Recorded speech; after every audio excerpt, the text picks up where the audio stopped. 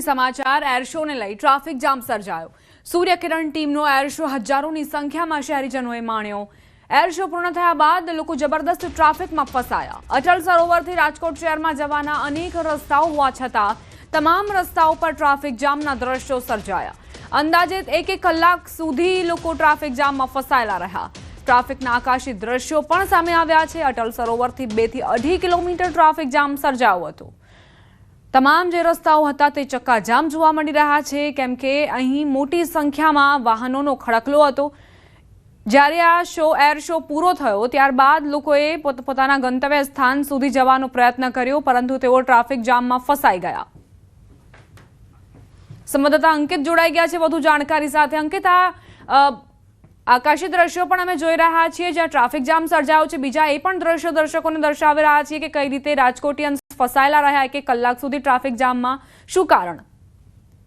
દીપા, ખાસ કરીને વાત કરવામાં તો રાજકોટ મહાનગરપાલિકા તેમજ ઇન્ડિયન એરફોર્સ દ્વારા આજરોજ એર શોનું છે તે આયોજન કરવામાં આવ્યું હતું અને એર શોનું આયોજન છે તે સ્માર્ટ સિટી એરિયા એટલે કે અટલ સરોવર ખાતે કરવામાં આવ્યું હતું કે જ્યાં આજરોજ હજારોની સંખ્યામાં શહેરીજનો છે જે એર શો જોવા માટે ઉમટી પડ્યા હતા। સવારના 8 વાગ્યાથી શહેરીજનોનો ઘસારો છે તે શરૂ થયો હતો ને ત્યારબાદ અંદાજિત 11 વાગ્યે એટલે કે 3 કલાક બાદ છે તે એર શો છે તે શરૂ થયો હતો। 45 મિનિટ સુધી આ એર શો છે ચાલ્યો હતો।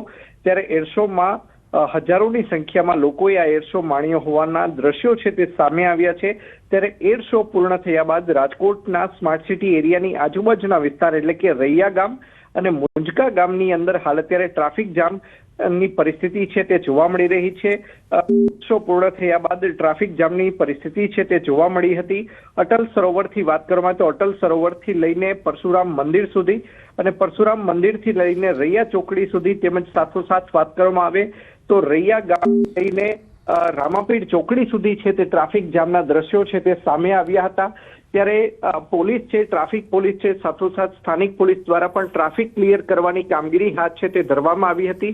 જો કે અંદાજિત 2 થી 2.5 કિલોમીટર સુધી આ ટ્રાફિક જામ છે તે સર્જાયો હતો અને લોકોએ 1 કલાક સુધી ટ્રાફિક જામમાં ફસાવાની નોબત છે તે આવી હતી। જી દીપા, આભાર અંકિત જાણકારી આપવા માટે। મહેસાણાથી સમાચાર વિસનગરના ગોઠવા પેટ્રોલ પંપ પર લૂંટનો બનાવ બન્યો। લૂંટ કેસમાં 2 આરોપી ઝડપાયા। આરોપીઓ પાસેથી ₹1,25,000નો મુદ્દામાલ જપ્ત। ગણતરીના કલાકોમાં લૂંટનો ભેદ ઉકેલાયો। પોલીસે સીસીટીવીના આધારે 2 આરોપીઓની ધરપકડ કરી। પેટ્રોલ પંપ પર નોકરી કરતા યુવકે તેના મિત્ર સાથે મળીને લૂંટ ચલાવી હતી। વિસનગરના પેટ્રોલ પંપ પર કઈ રીતે કર્મીએ જ લૂંટ ચલાવી તેના સીસીટીવી ફૂટેજ સામે આવ્યા છે। આ કર્મી જે મોડી રાત્રે આવ્યો અને ત્યારબાદ લૂંટ કરીને અને ત્યાંથી ફરાર થઈ જાય છે। તેની પાસેથી ₹1,25,000 પણ જપ્ત કરવામાં આવ્યા છે। ભાવનગરના મહુવા તાલુકામાં કંટાસરથી ભાદરોડ જવાનો મુખ્ય માર્ગ જોખમી બન્યો। ચોમાસા દરમિયાન રસ્તો ખૂબ ખરાબ બન્યો હતો, પરંતુ સમારકામના અભાવે હાલત અતિ બિસ્માર બની છે।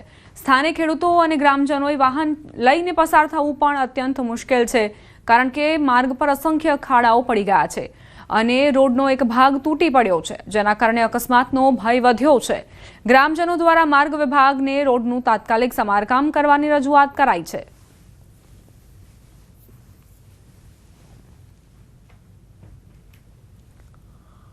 આ રોડ ધોવાઈ ગયો છે, એના હિસાબે વાહન હાલવામાં બહુ તકલીફ પડે છે અને સામે આવી જાય તો અમારે તકલીફ પડે। એટલે આને કંઈક પ્રશાસનને કહેવાનું છે કે આજ વહેલી તકે સારું કરે તો સારું, નકર આમાં અકસ્માત બહુ થાય છે। આ નવો કંટાસરનો કેળો બનેલો છે, ભાદરોડથી કંટાસરનો। તે ચોમાસા દરમિયાન એમાં ઘણું નુકસાન થયેલું છે, ધોવાઈ ગયેલું છે સાઈડમાં। જ્યારે સામસામી બંને વાહનો ભેગા થાય ત્યારે બહુ તકલીફ થાય છે। અમારા અહીંથી દિવસમાં 2-3 વખત અવર જવર રહી છે। તો પ્રશાસનને નમ્ર વિનંતી કે જલ્દી તકેદારી રાખે અને કામ સારું કરે, જેથી કરી અને આવતા જતા વાહનો ચાલકો અને પગપાળાઓને કોઈને નુકસાન ન થાય। કેન્દ્રીય ગૃહમંત્રી અમિત શાહ ગુજરાત પ્રવાસે કરોડોની ભેટ લઈને આવ્યા છે। આજે અમદાવાદની અલગ અલગ પ્રકલ્પોની ભેટ આપી રહ્યા છે। ત્યારે રાણીપ રેલવે ઓવરબ્રિજ પાસે આવેલા રમતગમત પ્રવૃત્તિ સંકુલ તૈયાર છે। રાણીપ જીએસટી બ્રિજ નીચે આધુનિક સ્પોર્ટ્સ એક્ટિવિટી સેન્ટરમાં બોક્સ ક્રિકેટ, પિકલબોલ સહિતની અનેક ઇન્ડોર આઉટડોર રમતોની સુવિધા મળશે। આ સેન્ટરની મુખ્ય વિશેષતા એ છે કે 24 કલાક આ સેન્ટર ચાલુ રહેશે। 50 વર્ષથી રહું છું. જ્યારે અહીંયા બ્રિજ નહોતો ત્યારે અહીંયા આગળ બહુ દુર્ઘટના થયેલી છે. રેલમાં બી માણસો ઘણા ગાયો ભેંસો બધું કપાઈ ગયેલું છે. એના માટે સુવિધા સારી કરી છે. આ બ્રિજ બન્યા પછી હાલમાં જે 2025માં જે હાલમાં જે પ્રોગ્રામ બની રહ્યો છે અને જે અમિતભાઈ સાહેબ આવી રહ્યા છે એ સારામાં સારું કાર્ય કરી અને અમારા માટે બહુ દુઃખ ભરતી વાત હતી અને સંતોષકારક અમને આમાં અભ્યાસ મળેલો છે. સારું છે. પણ અમિતભાઈ સાહેબે જે આ કામ ઉપાડ્યું છે એના માટે ખૂબ ખૂબ આભાર અને અભિનંદન. આજથી 2 વર્ષ પહેલાં અહીંની પરિસ્થિતિ બહુ જ ખરાબ હતી. બ્રિજ નીચે એટલા બધા દૂષણો થતા હતા જેથી કરીને રહીશોને ખૂબ તકલીફ પડતી હતી. આજે એક સુંદર સ્પોર્ટ્સ સંકુલ અહીંયા બની ગયું છે અને અમારા સોસાયટીના વડીલોથી માંડીને નાના બાળકોથી યુવાનોને બધાને આ સ્પોર્ટ્સ સંકુલનો લાભ થવાનો છે. વર્ષ 2030માં અમદાવાદ છે કોમનવેલ્થ ગેમ્સ માટે ખાસ કરીને યજમાની કરશે. જેના ભાગરૂપે અમદાવાદમાં વિવિધ સંકુલો છે તે તૈયાર થઈ ગયા છે જે રમત ગમત માટે વિશેષ છે. આવું જ એક સંકુલ અમદાવાદના રાણીપ જીએસટી ઓવરબ્રિજ નીચે તૈયાર કર્યું છે. આપ જોઈ રહ્યા છો રાણીપ જીએસટી ઓવરબ્રિજ નીચે એક એવું સંકુલ તૈયાર થયું છે જેમાં અમદાવાદીઓ છે વિવિધ પ્રકારની રમત છે તે રમી શકે છે. અત્યારે જે આપ ક્રિકેટ બોક્સ જોઈ રહ્યા છો ત્યાં 12 લોકો એક સાથે રમી શકે તે માટે વ્યવસ્થા ગોઠવવામાં આવી છે. ન માત્ર ક્રિકેટ બોક્સ પરંતુ તેની સાથે ખાસ કરીને પિકલ બોલ રમી શકે, ટેબલ ટેનિસ રમી શકે તે પ્રકારની વિશેષ વ્યવસ્થા કરવામાં આવી છે. અમદાવાદ મહાનગરપાલિકા દ્વારા પીપીપી ધોરણે આ પ્રકારના જીએસટી ઓવરબ્રિજ નીચે જે સંકુલ તૈયાર કરવામાં આવ્યું છે, રમત ગમત સેન્ટર તૈયાર કરવામાં આવ્યું છે તેનો ચાર્જ પણ લેવામાં આવશે. 12 વ્યક્તિએ ખાસ કરીને જો ક્રિકેટ છે તે અહીં રમવું હોય તો 700 રૂપિયા છે તેનો ચાર્જ નક્કી કરવામાં આવ્યો છે. તે સાથે અલગ અલગ જે રમત છે તે રમત અંતર્ગત ખાસ કરીને જોઈ શકો છો કે જે ચાર્જ છે તે ચાર્જ નક્કી કરવામાં આવ્યો છે. તેમાં યુઝર ચાર્જ છે તે અહીં લખવામાં આવ્યો છે. ટેબલ ટેનિસ છે તે રમવો હોય 1 કલાક માટે તો 200 રૂપિયા 2 વ્યક્તિ રમી શકે છે. બોક્સ ક્રિકેટ છે તેની માટે મેં અગાઉ કહ્યું તેમ 700 રૂપિયા 12 વ્યક્તિ રમી શકે છે. બાસ્કેટબોલ છે 400 રૂપિયા જેમાં 12 વ્યક્તિ છે તે રમી શકે છે અને તેનો સમય પણ નક્કી કરવામાં આવ્યો છે. ટેબલ ટેનિસ, ચેસ, પિકલ બોલ, બાસ્કેટબોલ એટલે ઇન્ડોર અને આઉટડોર તમામ ગેમ છે તે રમી શકાય તે માટેની વ્યવસ્થા કરવામાં આવી છે. અને આ વ્યવસ્થા અંતર્ગત ખાસ કરીને પીપીપી ધોરણે અમદાવાદ મહાનગરપાલિકા દ્વારા આ પ્રકારનો યુઝર ચાર્જ છે તે પણ નક્કી કરવામાં આવ્યો છે. બ્રિજ નીચે જે પ્રકારના દૂષણ હતા તે દૂર થયા હોવાનું સ્થાનિકોનું પણ કહેવું છે. કેમેરા પર્સન પંકજ મકવાણા સાથે દીપિકા કુમાર, ન્યૂઝ 18 ગુજરાતી, અમદાવાદ. કચ્છના કુકમા ગામ નજીક આશાપુરા ટેકરી પાસે 18 વર્ષનો ઝારખંડનો યુવાન અંદાજે 150 ફૂટ ઊંડા બોરવેલમાં પડી જતા હાહાકાર મચ્યો. ઘટનાની જાણ થતાં ભુજ ફાયર વિભાગ, આર્મી ટીમ તેમજ સ્થાનિક રેસ્ક્યુ સ્ટાફ રાતભર ઓપરેશનમાં જોડાયા. લગભગ 9 કલાકની મહામહેનત પછી રાત્રે 3 વાગે યુવકને બહાર કાઢવામાં સફળતા મળી. યુવાનને ગંભીર હાલતમાં હોસ્પિટલ લઈ જતા જીકે જનરલ હોસ્પિટલના તબીબોએ તેને મૃત જાહેર કર્યો. પ્રાથમિક તપાસમાં પારિવારિક ઝઘડાને પગલે યુવક બોરવેલમાં પડ્યો હોવાનું પોલીસ તપાસમાં સામે આવ્યું છે.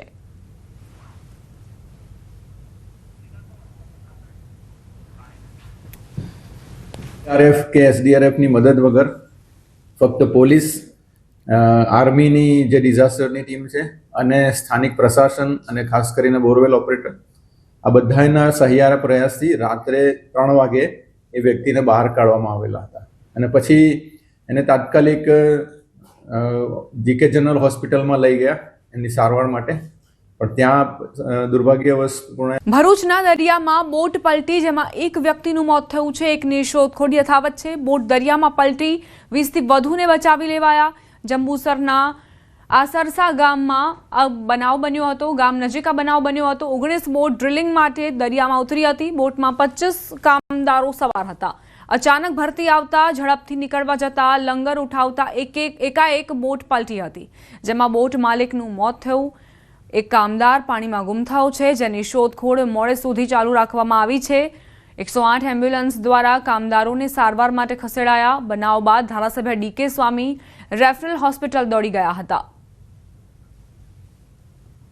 ભરૂચના દરિયામાં બોટ પલટી છે જેમાં બોટ માલિક તેઓ મોતને ભેટ્યા છે. એક કામદાર જે હજુ ગુમ છે તેની શોધખોળ ચલાવવામાં આવી રહી છે. 19 બોટ ડ્રિલિંગ માટે દરિયામાં ઉતરી હતી. અચાનક જ ભરતી આવી અને ત્યારબાદ બહાર નીકળવા જતા લંગર ઉઠાવતા એકાએક બોટ પલટી ગઈ હતી. દરિયામાં બોટ પલટી જતાં જ એકનું મોત થયું છે. એકની શોધખોળ ચાલી રહી છે. પરિવારજનોમાં દુઃખની લાગણી વ્યાપી છે. વીર આવે ને પાણીની હા એ બધા એકના બધા ચડી ગયા 60 છે એકથી વધારે તે કઈ ચડી ગયા હતા બોટ ઉપર ચડી જતા તે બસમાં પલટી જ મારી દીધી તે કોણ ઓફ થઈ ગયું તારા ઘરથી પપ્પા પપ્પા ઓફ થઈ આ વિસ્તારમાં મારામારીનો બનાવ સીસીટીવીમાં કેદ. કાપડના વેપારી સાથે ટોળાઈ કરી મારામારી. વેપારી સાથે પહેલા બોલાચાલી થાય છે અને ત્યારબાદ મારામારી કરાઈ હતી. ગોળાદરા પોલીસમાં મારામારીની ફરિયાદ કરાઈ. ટોળા વિરુદ્ધ ફરિયાદ કરવામાં આવી. ફરિયાદના આધારે ગોળાદરા પોલીસે તપાસ આરંભી છે. દેવભૂમિ દ્વારકામાં વેપારી પર હુમલાની ઘટના. શાકભાજી લેવા આવેલા ગ્રાહકે હુમલો કર્યો. ખંભાળિયામાં માર્કેટ યાર્ડનો બનાવ. શાકભાજીની ખરીદીમાં રકઝક બાદ હુમલો કર્યો. સામાન્ય બોલાચાલી બાદ મામલો વધુ ઉગ્ર બન્યો. સમગ્ર ઘટનાના સીસીટીવી ફૂટેજ સામે આવ્યા છે. દેવભૂમિ દ્વારકાના માર્કેટિંગ યાર્ડમાં શું બન્યું તે આપ જુઓ. સમગ્ર ઘટનાના સીસીટીવી ફૂટેજ સામે આવ્યા છે. અહીં શાકભાજી લેવા માટે ગ્રાહક આવ્યા હતા અને કઈ બાબતને લઈને વેપારી અને ગ્રાહક વચ્ચે બબાલ થઈ તે હજુ સ્પષ્ટ નથી. પરંતુ ખંભાળિયાના માર્કેટ યાર્ડનો આ બનાવ છે જ્યાં શાકભાજીની ખરીદીમાં રકઝક થઈ શાબ્દિક ટપાટપી એ મારામારી સુધી પહોંચી. અહીં ગ્રાહક એ વેપારી પર હુમલો કરતા નજરે પડે છે. સમગ્ર ઘટનાના સીસીટીવી ફૂટેજ પણ સામે આવ્યા છે. આસપાસના જે લોકો છે, હાજર લોકો, તેમણે આ મામલો શાંત પાડવાનો પ્રયત્ન કર્યો હતો, પરંતુ ગ્રાહક જે ખૂબ જ ઉગ્ર બનીને અને ત્યારબાદ વેપારીને 5-6 લાફા ઝીંકી દે છે. અન્ય એક વ્યક્તિ એ વેપારીને બચાવવા માટે આવે છે તો તેની ઉપર પણ તૂટી પડે છે.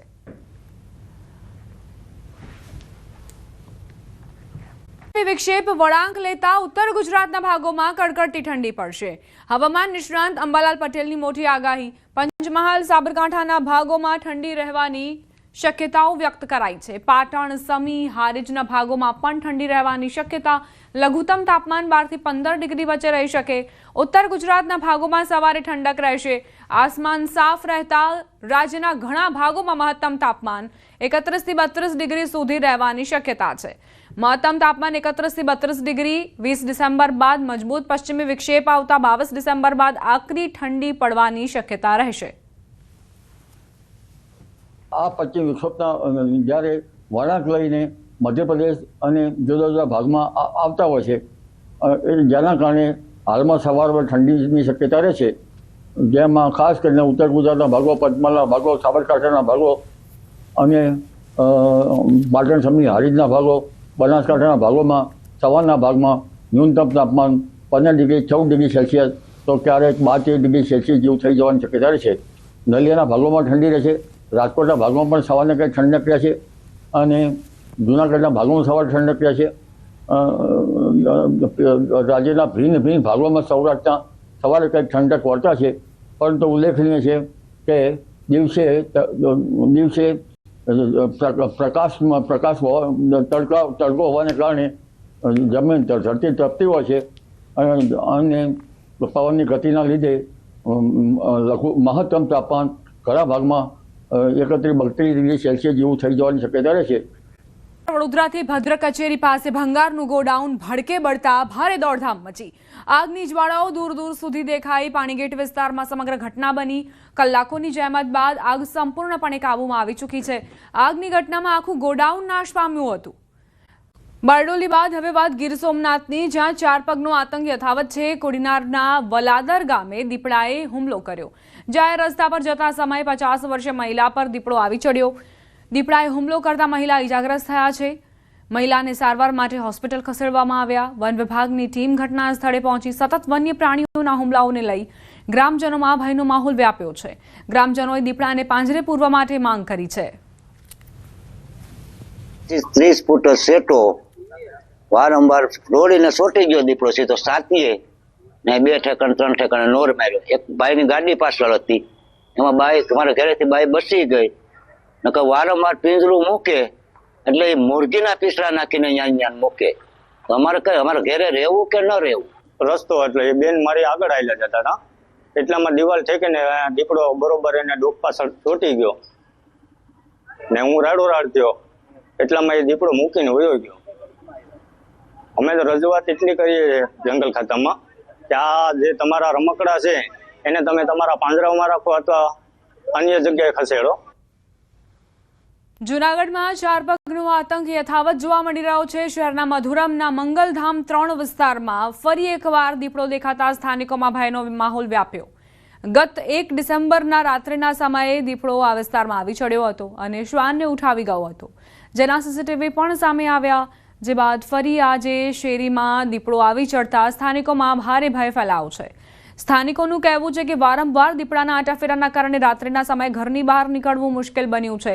દીપડાને પકડવા માટે વન વિભાગ દ્વારા પાંજરા ગોઠવવામાં આવ્યા છે, પરંતુ સ્થાનિકોનું કહેવું છે કે પાંજરાને યોગ્ય જગ્યાએ મૂકવામાં આવ્યું નથી. જૂનાગઢની આ 2 તસવીરો આપ જુઓ. 1 ડિસેમ્બરની એક તસવીર છે અને એક આજની તસવીર છે. દીપડા કઈ રીતે આંટાફેરા કરી રહ્યા છે સીસીટીવી ફૂટેજમાં સ્પષ્ટપણે જોઈ શકાય છે અને વારંવાર આ પ્રકારની ઘટનાઓના કારણે સ્થાનિકો પરેશાન થયા છે. બહાર નીકળતા પહેલા પણ તેમણે આસપાસના વિસ્તારોમાં ધ્યાન રાખવું પડી રહ્યું છે. આયાથી 10-12 વાર દીપડો આવ્યો અને અમારે આ બાજુથી ગલીમાંથી ઠેકીને આવે છે. રાતનો આજે 3 વાગે આવ્યો તો તે પહેલા 3 ગલુડા ઉપાડી ગયો. દીપડાનો આતંક છેલ્લા 20 દિવસથી છે કન્ટિન્યુ. રોજ રાત્રે મોડી રાત્રે આવે છે અને નાના નાના ગલુડિયાને ઉપાડી જાય છે. તંત્રને જાણ કર્યા પછી ફોરેસ્ટ ખાતાવાળા એક નાનું એવું પાંજરું મૂકી ગયા છે, પણ એ પાંજરાની કન્ડિશન ખરાબ છે. જે ફોરેસ્ટ ખાતાએ કહ્યું છે કે રાત્રે અમે ખોલવા આવશું, પણ એક જ વાર ખોલી ગયા અને ખોલવા પણ આવતા નથી, જેથી કરીને દીપડો પાંજરે પુરાતો નથી.